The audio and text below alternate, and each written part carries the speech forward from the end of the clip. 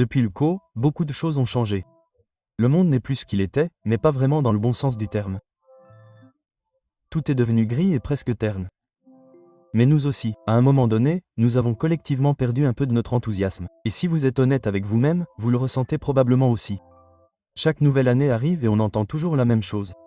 L'année prochaine sera vraiment mon année. Sauf que ce ne fut pas le cas. Ni en 2023, ni en 2024, ni en 2025 non plus.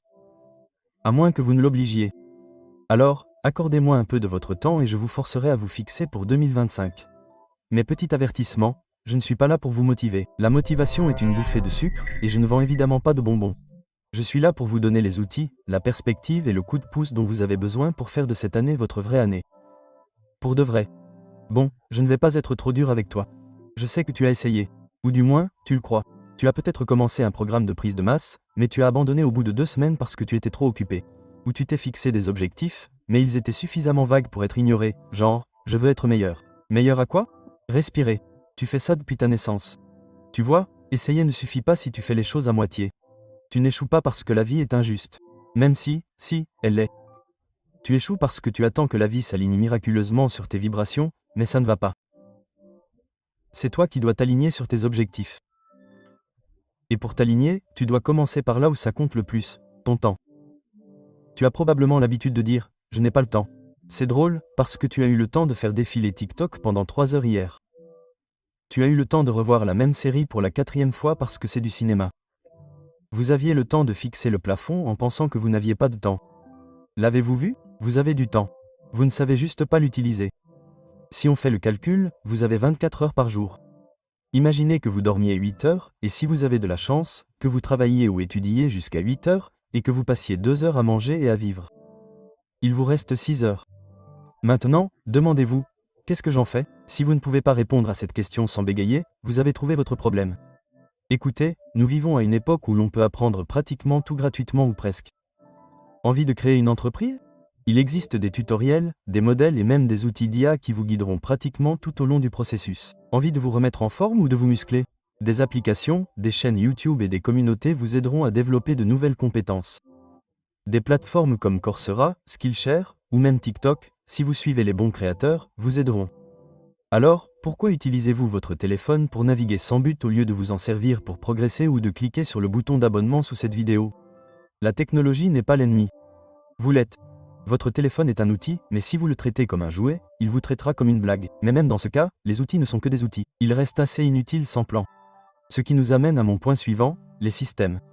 Dire « je veux économiser » est mignon, mais quel est votre plan? Suivez-vous vos dépenses? Automatisez-vous votre épargne? Ou espérez-vous simplement que votre compte en banque vous surprendra comme un examen de physique lundi?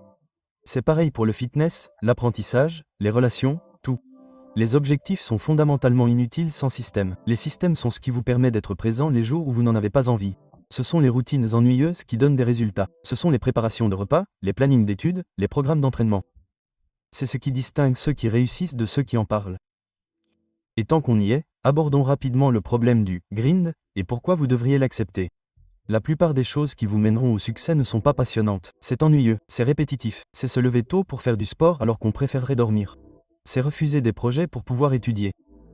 C'est faire des efforts quand personne ne vous applaudit. Le « grind » n'est pas censé être agréable. Il est censé être nécessaire. Et plus tôt vous cesserez de vous attendre à ce que chaque étape soit amusante, plus tôt vous commencerez à voir des résultats. Bien sûr, le « grind » ne doit pas forcément être la bonne vieille méthode. Les temps ont changé. Vous devez être conscient et reconnaître l'énorme potentiel et les opportunités qui s'offrent à vous. Mais savez-vous ce qui est également énorme? Nous vivons désormais l'ère la plus riche en ressources de tous les temps. Il n'y a aucune excuse pour l'ignorance ou la stagnation. Vous voulez gagner plus d'argent? De nombreuses opportunités lucratives sont partout. Vous voulez apprendre le codage, parler en public, chanter, danser, dessiner, monter, animer, écrire, parler aux filles, toucher l'herbe? Des tutoriels gratuits existent. Vous voulez vous améliorer dans un domaine? Cherchez sur Google. Même si ce n'est pas toujours exact, vous apprendrez quand même quelque chose. Vous le voyez maintenant? Vous ne luttez pas par manque d'opportunités. Vous luttez parce que vous ne les saisissez pas. Et non, parcourir des articles sur la réussite n'est pas la même chose que passer à l'action. Vous regardez peut-être cette vidéo et écoutez mes conseils, mais vous investissez-vous vraiment? Arrêtez d'être un consommateur passif et ennuyeux d'inspiration et commencez à participer activement à votre vie. Ceci dit, il reste un problème. Voyez-vous, les gens évitent d'agir concrètement à cause de cette idée d'équilibre. On vous a vendu l'idée qu'on peut tout équilibrer parfaitement. Travail, vie personnelle, développement personnel, repos. En fait, ce n'est pas si simple et c'est même un peu surfait. Si vous désirez vraiment quelque chose, vous devez laisser les autres glisser, s'effondrer, dégringoler, dégringoler. Cela ne signifie pas s'épuiser, mais plutôt prioriser comme si votre vie en dépendait, car c'est en quelque sorte le cas. Vous n'atteindrez pas vos objectifs en les cachant dans les interstices de votre emploi du temps. Ils doivent être au centre de vos préoccupations, et non une réflexion après coup. Et pour y parvenir, vous devez répondre à une question essentielle. Est-ce que j'essaie vraiment? Parce qu'il est facile de dire qu'on essaie, mais est-ce vraiment le cas? Ou est-ce que vous essayez juste? Il y a une différence entre l'effort et l'effort constant. L'un vous apporte des résultats à court terme, et l'autre transforme votre vie. Soyez honnête avec vous-même. Si vous n'êtes pas là où vous voulez être, est-ce parce que le monde est contre vous, ou parce que vous n'êtes pas pleinement dans cet état d'esprit? Êtes-vous vous-même parce que vous êtes le plus nul, ou l'êtes-vous le plus nul parce que vous êtes vous-même? On ne peut pas s'engager à moitié et espérer des résultats complets. Je ne dis pas que c'est quelqu'un de parfait, car je ne le suis pas. Mais je peux affirmer avec assurance que je suis la meilleure version de moi-même que j'ai jamais été. Et cela est dû en grande partie au fait que j'ai cessé d'attendre que la vie me donne le succès et que je me suis imposé. Bref, ce que je veux dire, c'est que si j'ai pu y arriver, pourquoi n'y arrives-tu pas? Je suis presque sûr que nous ne sommes pas si différents. Écoutez, c'est juste un signal d'alarme, un rappel. Je ne vais pas conclure en disant des banalités du genre « tu as ça ». Tu n'auras peut-être pas ça. C'est à toi de voir.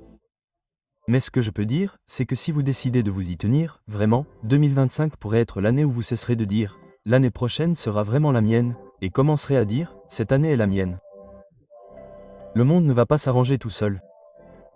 Il est gris et terne, et c'est nul. Mais toi, tu es intelligent, fort, adaptable et surtout, tu es adorable. Tu sais te réparer. Et peut-être que ça redonnera un peu de couleur à tout le reste. Alors, tu es partant ou on aura la même conversation l'année prochaine? À toi de me le dire.